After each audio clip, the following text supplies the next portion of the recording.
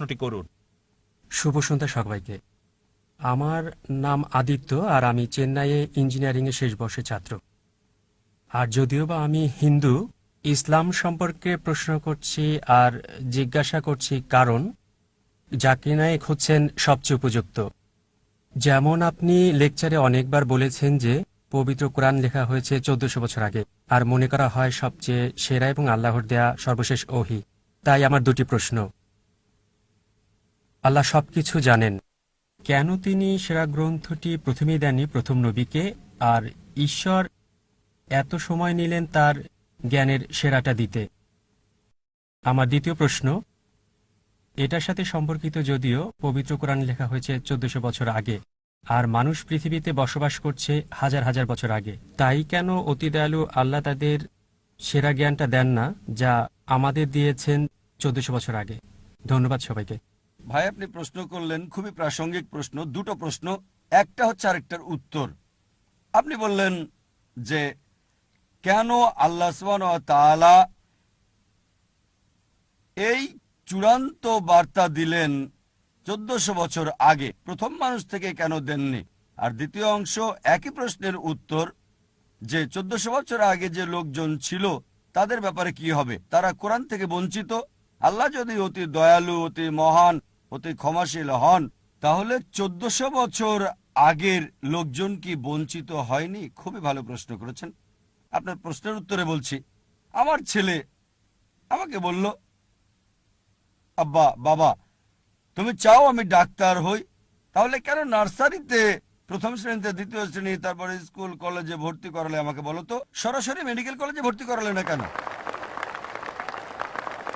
যদি আমার ছেলেকে ডাক্তার বানাতে চাই আমি, সরাসরি তাকে মেডিকেল কলেজে ভর্তি করাতে হবে না, প্রথমে তার জন্য ক্ষেত্র তৈরি করতে হবে। প্রথমে সে প্রি প্রাইমারি স্কুলে যাবে, তারপর স্কুলে যাবে স্ট্যান্ডার্ড 1, এভাবে স্কুল পাশ করবে, তারপর হাই স্কুলে যাবে, তারপর কলেজ যখন যোগ্যতা অর্জন করবে তখন মেডিকেল কলেজে যাবে সে। একইভাবে সর্বশক্তিমান আল্লাহ, যিনি অদৃশ্য জ্ঞানের মালিক, যার সকল কিছুর জ্ঞান আছে, মানব জাতির ব্যাপারে যিনি জানেন, তাই এটা বলা হয়েছে পবিত্র কোরআনে সূরা রাদ অধ্যায় নম্বর 13 আয়াত নম্বর 38। আল্লাহ বলেন, লিকুল্লি আজলিন কিতাব, কিতাব দেওয়া হয়েছে প্রত্যেক যুগে, প্রত্যেক সময়ে। কোরআনে 4টার নাম বলা হয়েছে, তাওরাত, জাবুর, ইনজিল এবং কোরআন।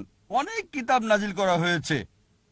প্রথম কিতাব নাজিল করেছেন কারণ সর্বশক্তিমান আল্লাহ জানতেন যে মানব জাতির আরো উন্নতি করতে হবে। যদি সেই সময় কোরআন নাজিল করতেন, সেই প্রথম সময়ে আমাদের আদি পিতা আদম আলাইহিস সালামের সময়, তিনি জানেন যে মানুষ এটা বহন করতে পারবে না।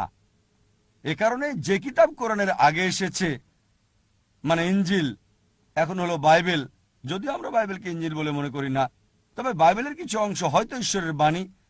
এটা বলা হয়েছে বাইবেলে গসপেল অফ জন অধ্যায় নম্বর 16 অনুচ্ছেদ 12 থেকে 14। যিশু আলাইহিস বলছেন, আমার অনেক কিছু বলার আছে, এখন তোমরা তা সহ্য করতে পারবে না। যখন সত্যের আত্মা আসবে, সে তোমাদের সত্যের পথ দেখাবে, তোমাদের আশার পথ দেখাবে, আমাকে সম্মানিত করবে। তা যিশু আলাইহিস জানতেন। তারপরও তিনি বলেছেন, তোমরা তা সহ্য করতে পারবে না, এজন্যই সর্বশেষ এবং চূড়ান্ত নবী আসবে, সে তোমাদের আশার পথ দেখাবে। এভাবে সর্বশক্তিমান আল্লাহ ভালোভাবেই জানতেন কোন সময়টা সর্বশেষ ও চূড়ান্ত বার্তা কোরআন নাজিলের উপযুক্ত সময়, আর সেটা ছিল 1400 বছর আগে। এবার আপনার দ্বিতীয় প্রশ্নে আসি, কোরআনের আগের লোকজনের কি হবে? তাদের ব্যাপারে বলি, আমার ছেলে যদি ক্লাস 1-এ পড়ে, তাকে মেডিকেল কলেজের প্রশ্নপত্র দেওয়া হবে না, ক্লাস 1-এর প্রশ্নই তাকে দেওয়া হবে।